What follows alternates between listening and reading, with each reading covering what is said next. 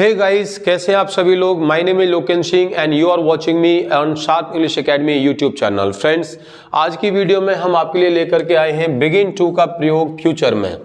जी हाँ, ये प्रयोग पढ़ने के बाद आप इंग्लिश बोलने लगोगे। Yes, you will begin to speak English after watching this video. तो प्लीज वीडियो को अंत तक जरूर देखते रहिएगा, because you will begin to speak in English after watching this video. तो चलिए स्टार्ट करते हैं। बिगिन टू का प्रयोग फ्यूचर में कब कैसे किया जाता है, क्या पहचान होगी, क्या हेल्पिंग वर्ब लगेगी, कौन सा सब्जेक्ट रहेगा, सेंटेंस का सेंस क्या निकलेगा, और ये हम अपनी रूटीन में कब बोलते हैं, कहां पर ऐसे वाक्य आते हैं जहां पर हम बिगिन टू का प्रयोग सेंटेंस में करते हैं। तो इन सभी क्वेश्चंस का जवाब इस वीडियो में आपको मिलने वाला है, इसलिए वीडियो को अंत तक जरूर देखिएगा। और जो भी आपका फीडबैक है उसको आप कमेंट में दे सकते हैं। हमने आपके लिए एक छोटा सा असाइनमेंट टास्क भी लिखा है जो आपको ट्रांसलेट करके कमेंट बॉक्स में लिखना है। तो चलिए स्टार्ट करते हैं। तो फ्रेंड्स, हमने आपको बिगिन टू का प्रयोग प्रेजेंट और पास्ट में पिछली वीडियोज में पढ़ा दिया है। आज की वीडियो में हम आपको बिगिन टू का प्रयोग फ्यूचर में पढ़ाएंगे। तो सबसे पहले हम ये जान लेते हैं कि बिगिन टू का प्रयोग जब फ्यूचर में किया जाता है तो हमारे वाक्य की पहचान क्या होगी। जी हाँ, वाक्य की पहचान बहुत जरूरी है, क्योंकि वाक्य की पहचान से ही आप सेंटेंस बना पाते हैं, ट्रांसलेट कर पाते हैं। जितनी अच्छी आपकी हिंदी होगी उतनी अच्छी आपकी इंग्लिश होगी, क्योंकि हिंदी से इंग्लिश में ट्रांसलेशन करने के लिए सबसे पहले आपको अपनी मदर टंग के बारे में नॉलेज होना चाहिए। अगर आप वाक्य की अच्छे से पहचान कर पा रहे हैं तो आप इंग्लिश में उसको अच्छे से ट्रांसलेट कर पा रहे हैं। तो यहां पर हम देख रहे हैं कि वाक्य की पहचान क्या है। मुख्य क्रिया के बाद शुरू करूंगा, शुरू करूंगी अथवा शुरू करेंगे, ये वर्ड आएगा। अथवा दूसरा वर्ड ये भी आ सकता है, मुख्य क्रिया के बाद लगेगा, लगेगी, लगेंगे, या मुख्य क्रिया के बाद लग जाएगा, लग जाएगी अथवा लग जाएंगे। यानी कोई व्यक्ति किसी कार्य को करने लग जाएगा, अथवा कोई व्यक्ति कुछ कार्य करने लगेगा, अथवा कोई व्यक्ति कुछ कार्य करना शुरू कर देगा। तो जैसे अभी हमने कहा कि आप इंग्लिश बोलने लग जाएंगे, या आप इंग्लिश बोलना शुरू कर देंगे, या आप इंग्लिश बोलना शुरू करोगे, इंग्लिश बोलने लगोगे। तो ये सेंटेंस आपने जब स्टार्ट करना है कि मैं ये काम करने लगूंगा, तुम बातें करने लगोगे, लोग मास्क पहनने लगेंगे, हम घर जाने लगेंगे, अंधेरा जल्दी होने लगेगा, बच्चे स्कूल जाने लगेंगे, हम बातें करने लगेंगे, बच्चा अगले महीने पैदल चलने लगेगा, वह बातें करने लगेगी।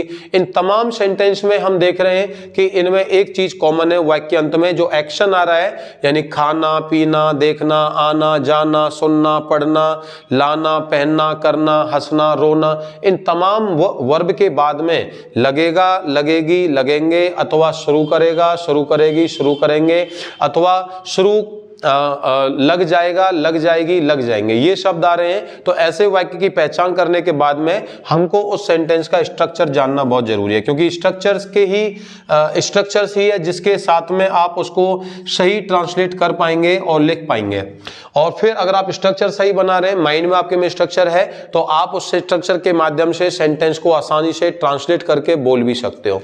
तो यहां हम देख रहे हैं कि सब्जेक्ट के साथ में सभी हमने हेल्पिंग वर्ब का प्रयोग करना है, और ये सभी सब्जेक्ट के साथ में यूज किया जाएगा, क्योंकि स्पोकन इंग्लिश में विल का प्रयोग किया जाता है, शैल का स्पोकन लैंग्वेज में इनफॉर्मल केस में किया जाता है, फॉर्मल केस में नहीं किया जाता है।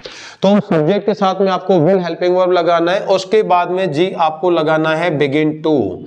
जी हाँ, बिगिन टू जिसका प्रयोग हम सीख रहे हैं, तो हेल्पिंग वर्ब के बाद में बिगिन टू का प्रयोग किया जाएगा, और उसके बाद में वर्ब की फर्स्ट फॉर्म आएगी, जो एक्शन वर्ब है उसकी आपको V1 का प्रयोग करना है। ध्यान दीजिएगा, V1, V2 नहीं, V3 नहीं, V4 नहीं एंड VING नहीं, आपको सिर्फ V1 का प्रयोग करना है। उसके बाद जो भी अदर वर्ड है वो आपको लास्ट में लिख देना है। इस सेंटेंस का आप नेगेटिव जब बनाना चाहते हैं तो विल के बाद में आपको नॉट लगाना है। तो या तो इसे आप विल नॉट बोलेंगे, या फिर आपको पिछली वीडियोज में भी हम बता चुके हैं कि विल नॉट को शॉर्ट में कॉन्ट्रैक्शन में आपको वॉन्ट कहना है, तो आप इसको वॉन्ट भी कह सकते हैं। तो इस केस में आपका स्ट्रक्चर बनेगा subject plus will, not, begin to, V1 other word. जब हम इसका इंट्रोगेटिव बनाते हैं, जो सेंटेंस क्या से शुरू होता है हिंदी में, जिसको क्लोज क्वेश्चन कहा जाएगा, और इंग्लिश में ट्रांसलेट करने के लिए सबसे पहले हमको विल हेल्पिंग वर्ब को आगे ले आना है और उसके बाद में आपको सब्जेक्ट लगाना है, फिर बिगिन टू आएगा, V1 आएगा, अदर वर्ड आएगा। Got it. अब हम बात करते हैं WH की। तो WH केस में जो कि ओपन क्वेश्चन है, जब सेंटेंस के बीच में क्या, कब, कहां, कौन, कैसे, ऐसे तमाम क्वेश्चंस आ जाते हैं, तो उनको इंग्लिश में ट्रांसलेट करने के लिए सबसे पहले वाक्य में आगे ले आएंगे, उसके बाद में हेल्पिंग वर्ब विल लगेगा, फिर आपको सब्जेक्ट लगाना है, सब्जेक्ट के बाद में आपको बिगिन टू का प्रयोग करना होगा, उसके बाद वर्ब की फर्स्ट फॉर्म आएगी, अदर वर्ड, और लास्ट में क्वेश्चन मार्क। अब हमने यहाँ पर एक बहुत ही प्यारा सा और बहुत ही अच्छा एग्जाम्पल लिया है, जिसको सुन करके आपको भी खुशी होगी और ये प्रूव हो जाएगा कि आप ये वीडियो देखने के बाद बोलने लगोगे। तो यहाँ पर हमने एक एग्जाम्पल लिया है, मैं जल्द ही अंग्रेजी बोलने लगूंगा, या मैं जल्द ही अंग्रेजी बोलना शुरू करूंगा, या मैं जल्द ही अंग्रेजी बोलने लग जाऊंगा। जी हाँ, अब इस सेंटेंस से हम इसको इंग्लिश में ट्रांसलेट करते हैं। तो पहले स्ट्रक्चर हमने देखा, subject will begin to V1 other words. तो यहाँ पर सब्जेक्ट कौन है? मैं, यानी कि इंग्लिश में बोलने लग जाऊंगा। अब इसको हम ट्रांसलेट करते हैं, I will begin to speak English soon. तो देखिए, I will begin to speak English soon. अब इसका नेगेटिव बनाते हैं, जैसे मैं जल्दी अंग्रेजी बोलने नहीं लगूंगा, तो विल के बाद नॉट आएगा, तो कैसे ट्रांसलेट करेंगे? I will not begin to speak English soon. Interrogative, क्या मैं जल्दी अंग्रेजी बोलने लग जाऊंगा? क्वेश्चंस किया, क्या मैं जल्दी अंग्रेजी बोलने लग जाऊंगा? कैसे ट्रांसलेट करेंगे? Will I begin to speak English soon. इसका हम WH बनाते हैं कि मैं जल्दी क्या बोलने लग जाऊंगा, मैं जल्दी क्या बोलने लग जाऊंगा। पूछ रहा है मैं क्या बोलने लग जाऊंगा, तो क्या बोलने लग जाऊंगा, इसमें जो क्या वर्ड है वो सेंटेंस के बीच में आ रहा है, तो उसको सबसे पहले ले आएंगे बाहर। तो उसको हम स्टार्ट करेंगे, what will I begin to speak soon. What will I begin to speak soon?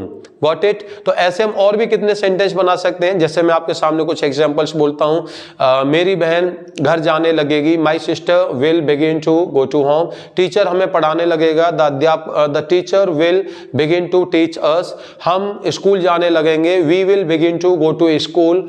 तुम मुझसे बात करने लगोगे, you will begin to talk to me. मैं कल फिल्म देखने लगूंगा, I will begin to watch movie tomorrow. हम सोमवार को क्रिकेट खेलने लगेंगे, we will begin to play cricket on Monday. बच्चे आपस में बातें करने लगेंगे, children will begin to talk to each other. हम तुमसे बातें करने लगेंगे, we will begin to talk to you. मेरा भाई मुझे पीटने लगेगा, my brother will begin to beat me. मैं कंपनी में काम करने लगूंगा, I will begin to work in a company. तो ऐसे कितने सारे एग्जाम्पल्स हम बना सकते हैं। अब बात ये आती है कि हम इनको अपनी लाइफ में कहाँ बोल रहे हैं। तो आपने सबने ये तो पता ही है कि आप अपनी लाइफ में कुछ ना कुछ प्लानिंग कर रहे हैं, और आपको पता है कि आप कुछ ना कुछ करने लगोगे अब, अगले महीने, अगले हफ्ते, अगली साल, नई साल। तो जब भी आपने ये प्लान किया कि मैं अगली साल स्कूल जाने लगूंगा, मैं अगली साल बोर्ड डालने लगूंगा, मैं अगली साल काम करने लगूंगा, साइकिल चलाने लगूंगा, कार चलाने लगूंगा, गांव जाने लगूंगा, बातें करने लगूंगा, इंग्लिश बोलने लगूंगा, कंप्यूटर चलाने लगूंगा, गेम खेलने लगूंगा, इन सारे सेंटेंसेज में आपको विल बिगिन टू का प्रयोग करना है। अब हमने आपके लिए एक वर्क असाइनमेंट यहां पर दिया है, कुछ एग्जाम्पल्स हमने यहां लिखे हैं, और आपको ये सारे एग्जाम्पल इंग्लिश में ट्रांसलेट करके कमेंट बॉक्स में मेंशन करने हैं। तो आपको छोटा सा असाइनमेंट दिया है, तो चलिए एक बार सारे सेंटेंस पढ़ लेते हैं।